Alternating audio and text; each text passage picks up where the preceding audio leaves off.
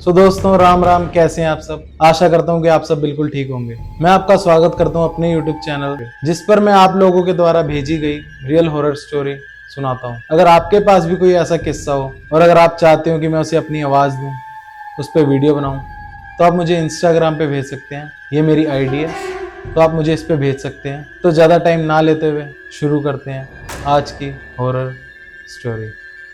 दोस्तों, आप लोगों को पता है, हिंदू धर्म में शमशान को मुक्ति का द्वार बताया गया और सबसे पवित्र जगहों में से एक का दर्जा दिया गया। लेकिन दोस्तों, हमें ये नहीं भूलना चाहिए कि जो शमशान दिन में एकदम शांत लगता है, वही शमशान रात के समय डरा देने वाली जगहों में से एक बन जाता है। ऐसा मैं इसलिए कह रहा हूँ क्योंकि वैसे तो इस स्थान पर आत्माओं को मोक्ष दिलाया जाता है, लेकिन साथ ही साथ जिन लोगों की अकाल मौत होती है, मतलब जो टाइम से पहले मर जाते हैं, तो उन लोगों की आत्माएं रात के समय इन शमशानों में भटकती हैं और किसी इंसान का इंतजार करती हैं ताकि किसी शरीर में वो अपना कब्जा कर सकें और उसे अपनी दुनिया ले आए। तो दोस्तों, इसी तरीके का एक किस्सा हमें राघव ने भेजा है, जो उनके कजन ब्रदर मोहित के साथ हुआ था। तो दोस्तों, उन्होंने मुझे बताया मोहित की उम्र 17 साल थी जब वो हमारे गाँव आया था अपनी स्कूल की छुट्टियां बिताने। दरअसल जो मोहित है वो शहर का रहने वाला था और जो राघव है वो गांव में रहते थे। और जो मोहित है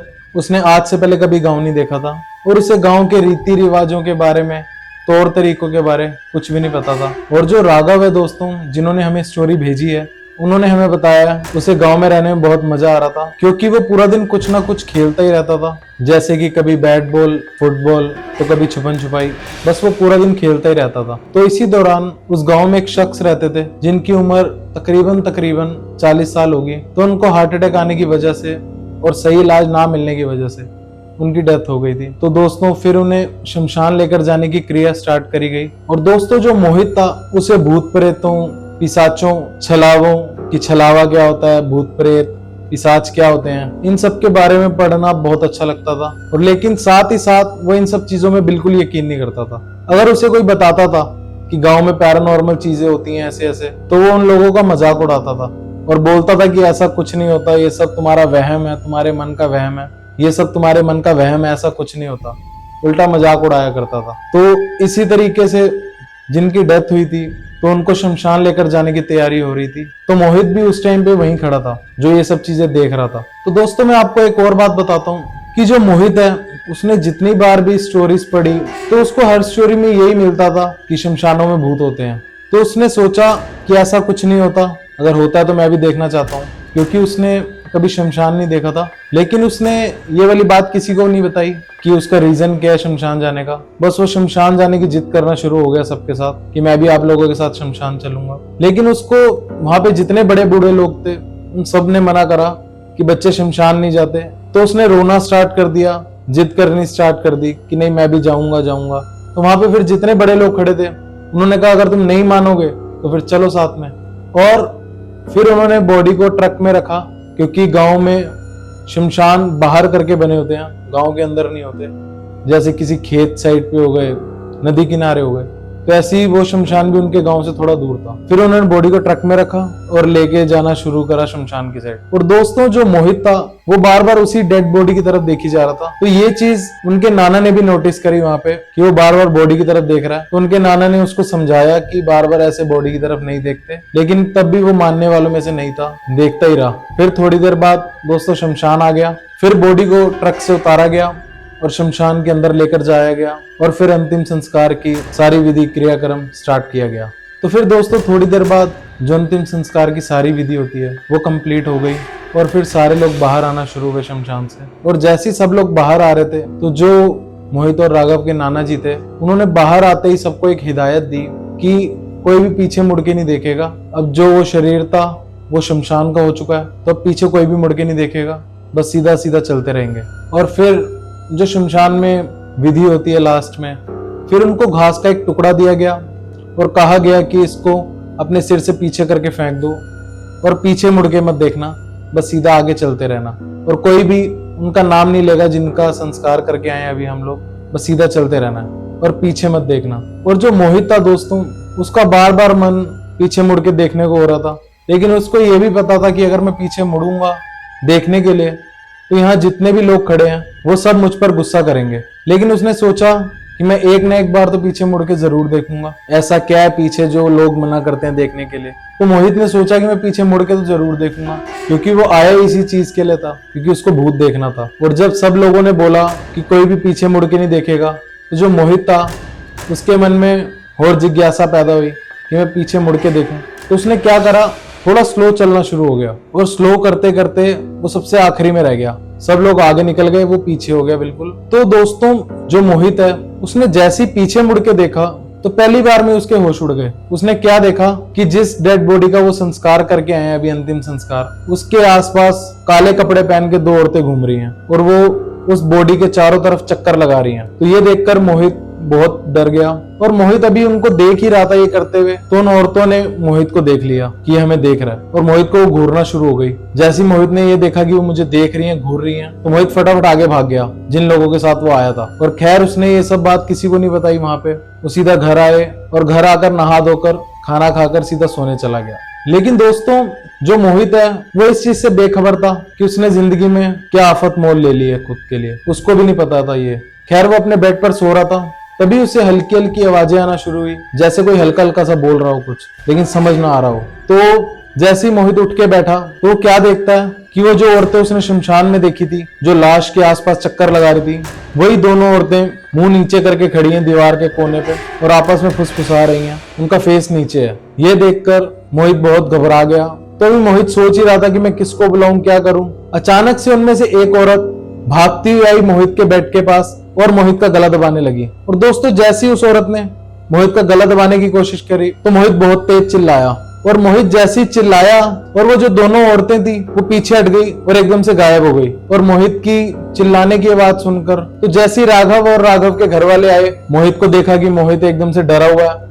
और मोहित से जैसे उन्होंने पूछा कि तेरे को क्या हुआ है, तू चिल्ला क्यों रहा था, तो मोहित हड़बड़ाकर बोला कि मुझे बचा लो, वो 2 औरतें मुझे मार देंगी, मुझे मारने आई हैं, प्लीज आप मुझे बचा लो। तो जो राघव और मोहित के नाना जी थे वो गुस्से में बोले, इसीलिए मना करता था तेरे को कि मत जा शमशान में, तेरे को वही रात को बुरे बुरे सपने आ रहे हैं जो तुझे हकीकत लग रहा है, दरअसल वो तेरे मन का वहम है, कुछ नहीं है। और तो ऐसे करके मोहित को सुलाया गया। फिर अगले दिन कुछ नहीं हुआ, बस मोहित थोड़ा सा डरा सहमा रहा। फिर जैसी रात हुई मोहित ने खाना खाया और सीधा अपने कमरे में चला गया। फिर उसके साथ जो कल रात को हुआ था सेम वही रिपीट हुआ। उसको फिर दोबारा वही आवाजें आना शुरू हुई धीरे धीरे बात करने की। और वो जैसे ही उठा उसने क्या देखा कि जो कल रात को उसको 2 औरतें दिखी थी उसके कमरे में, सेम वही 2 औरतें आज भी उसके कमरे में हैं। तो दोस्तों जैसे ही मोहित ने चिल्लाने की कोशिश करी, उसको ऐसा लग रहा था जैसे उसके हाथ और मुंह को बंद कर दिया गया हो, बांध दिया गया हो किसी चीज से। वो कुछ बोल ही नहीं पा रहा था। वो बहुत कोशिश कर रहा था लेकिन उसकी आवाज ही नहीं निकल पा रही थी। तो दोस्तों जो वो औरतें थी दोनों, वो बहुत तेज हंसना शुरू करा उन्होंने और हंसते हंसते बोली कि तूने बहुत बड़ी गलती कर दी, तुझे पीछे मुड़कर नहीं देखना चाहिए था, तुझे समझाया भी था तेरे घर वालों ने, लेकिन तू नहीं माना। तुझे नहीं पता कि तूने कितनी बड़ी गलती करी है जिसका हिसाब तुझे अब देना पड़ेगा, लेकिन अब तेरे पास जिंदगी ही कहाँ बची है हिसाब देने के लिए। अब तू भी हमारे साथ हमारी दुनिया में चलेगा, हम तुझे अपने साथ ले जाएंगे। तो इतना बोलकर उन औरतों ने तेज तेज हंसना शुरू कर दिया और गायब हो गई। तो जैसी दोस्तों वो दोनों औरतें गायब हुई तो उसके बाद मोहित का शरीर बिल्कुल ढीला पड़ गया और अब उसकी आवाज भी वापस आ चुकी थी। लेकिन इस इंसिडेंट के बाद मोहित को पूरा यकीन हो गया था कि जिन बातों को वो आज तक काल्पनिक मानता था वो बातें सच हैं। दोस्तों जो हमारे घर के लोग, हमें बड़े बूढ़े लोग, वो हमें हमेशा समझाते हैं कि कभी भी रात को घर से निकलो तो चौराहा जो होता है, रास्ते में पड़ते हैं चौराहे जहाँ पे 4 रोडें इकट्ठी लिंक होती हैं, उन रास्तों से देखकर निकला करो, कोई सामान ना पड़ा हो जिसपे तुम्हारा पैर ना लगे। यहाँ कोई पेड़ है उसके नीचे बाथरूम मत करो। यहाँ तुम्हें पता है कि रास्ते में तुम्हारे कोई शमशान पड़ने वाला है या कब्रिस्तान है तो परफ्यूम ना लगाओ। इन सब चीजों से बुरी आत्माएं ये सब अट्रैक्ट होती हैं। लेकिन अक्सर हम अपने बड़ों की बात पे इतना गौर नहीं करते, बल्कि उनका उल्टा मजाक उड़ाते हैं कि आप कौन सी दुनिया में जी रहे हो, ऐसा कुछ नहीं होता, ये सब आपका वहम है। लेकिन दोस्तों जो मोहित के साथ हो रहा था वो इन्हीं गलतियों का ही नतीजा था जो उसको भुगतना पड़ रहा था। तो खैर दोबारा स्टोरी में वापस आते हैं कि आगे मोहित के साथ क्या हुआ। तो दोस्तों जिस रात को मोहित के साथ ये वाकया हुआ उसकी अगली सुबह ही मोहित घर जाने की जिद करने लगा कि मुझे घर भेज दो, मुझे यहाँ नहीं रहना, मुझे घर जाना है। उसने सोचा कि अब मैं गाँव में नहीं रहूंगा, मैं शहर चला जाऊंगा, फिर शायद मैं इन आत्माओं से बच जाऊं। लेकिन मोहित का ये सोचना बिल्कुल गलत था, क्योंकि कुछ दिन तो सब कुछ बिल्कुल ठीक चला, लेकिन जो उसके साथ उसके बाद हुआ वो और भी ज्यादा डरा देने वाला था। तो एक रात दोस्तों जब मोहित अपना फेस वॉश कर रहा था, तो जैसे ही उसने अपना फेस ऊपर करा शीशे में देखने के लिए, तो उसे क्या दिखता है कि वही दो औरतें उसके पीछे खड़ी हैं और हंस रही हैं तेज तेज। जैसे ही मोहित ने ये सीन देखा तो बहुत डर गया। मोहित ने पीछे मुड़ के देखा तो वहां कोई भी नहीं था, लेकिन वो इतना डर गया था कि वो फटाफट अपने रूम में भाग गया और कंबल ओढ़कर सोने की कोशिश करने लगा। लेकिन दोस्तों थोड़ी देर के बाद उसे फिर दोबारा वही फुसफुसाने की आवाजें आना शुरू हुई, जैसे कोई धीरे धीरे बात कर रहा हो, बिल्कुल जैसे उसको राघव के घर आती थी आवाजें। तो दोस्तों जैसे उसने कंबल हटाया अपने फेस से, उसको दीवार की साइड पर खड़ी दो औरतें फिर दोबारा नजर आई, जो उसको राघव के घर आई थी। और जैसे ही उसने ये सीन देखा तो डर के मारे वो वहीं पे बेहोश हो गया। दोस्तों जैसे ही फिर उसके घर वाले आए सुबह उसको जगाने के लिए, तो देखा कि ये तो उठ ही नहीं रहा, तो फिर उसके मुंह पे पानी के छींटे मारे, क्योंकि दरअसल दोस्तों वो बेहोश था। जैसे ही उसने ये सीन देखा था वो बेहोश हो गया था। फिर जैसे ही उसके घर वालों ने, मम्मी पापा ने उसके पानी के छींटे मारे तो उसको होश आया। लेकिन जब दोस्तों उसको होश आया तो उसको कुछ भी याद नहीं था कि उसके साथ रात को क्या हुआ। और उस इंसिडेंट के बाद उसकी हरकतों में बहुत बदलाव आया था, उसका बिहेवियर बिल्कुल चेंज हो चुका था।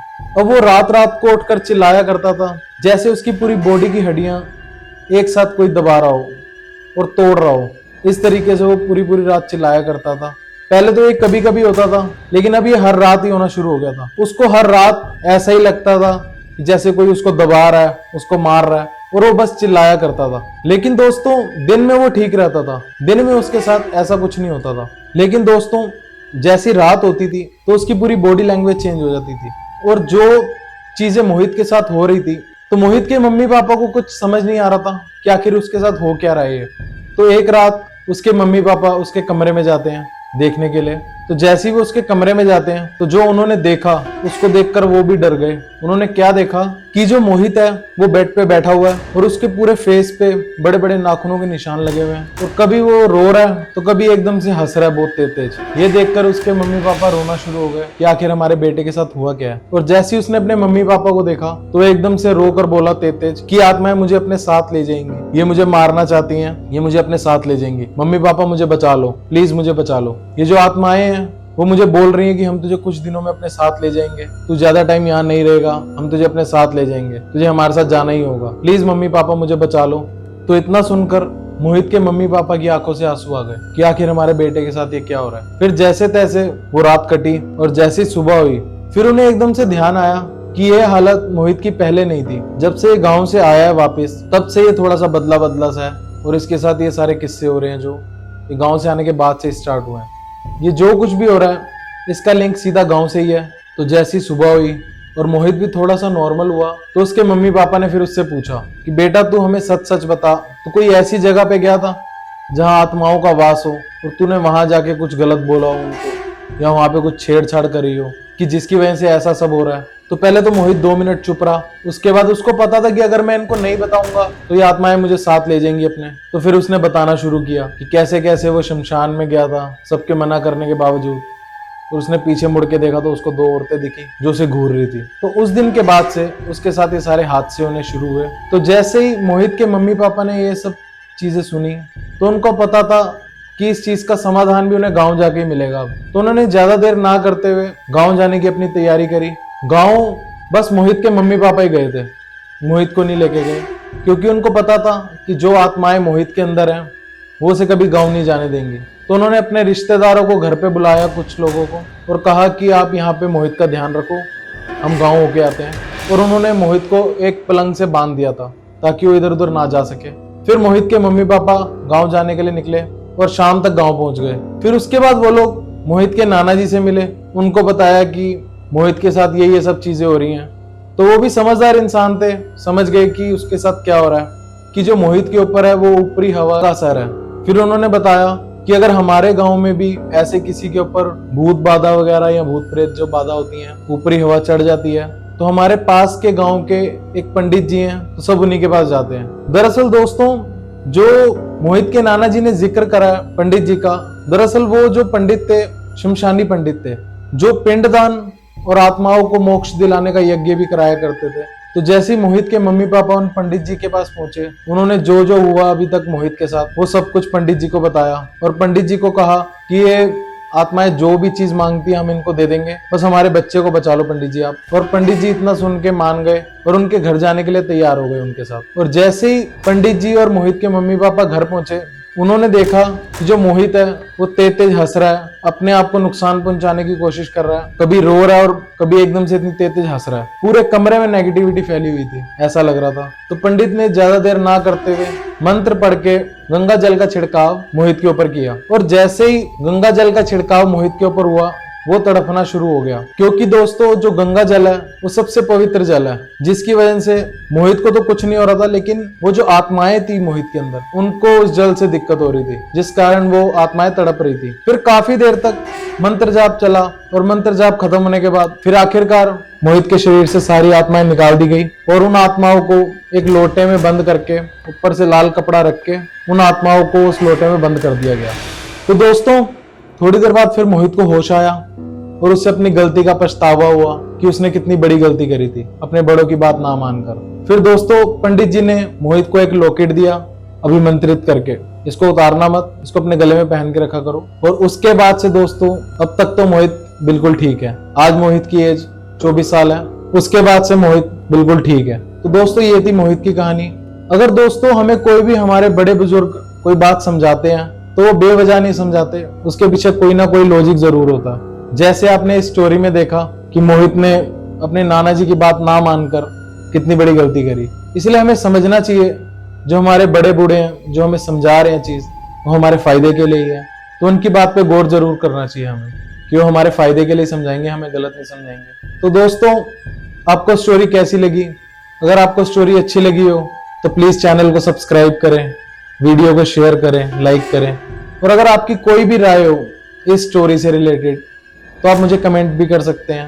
और अगर आप लोगों के पास भी कोई ऐसा किस्सा है जिसे आप चाहते हो मैं अपनी आवाज दूं, उस पर वीडियो बनाऊं, तो आप मुझे भेज सकते हैं। ये मेरी इंस्टाग्राम आईडी है, तो आप मुझे इस पे भेज सकते हैं। तो मैं जल्दी से जल्दी कोशिश करूंगा कि आप लोगों की वीडियो भी अपने चैनल पर लाऊं। तो अगर आप यहाँ तक आ ही गए हैं, हमारे चैनल को सब्सक्राइब करना ना भूलें। तो मैं मिलता हूँ आपसे इसी तरीके से एक नई वीडियो में। तब तक के लिए सी यू।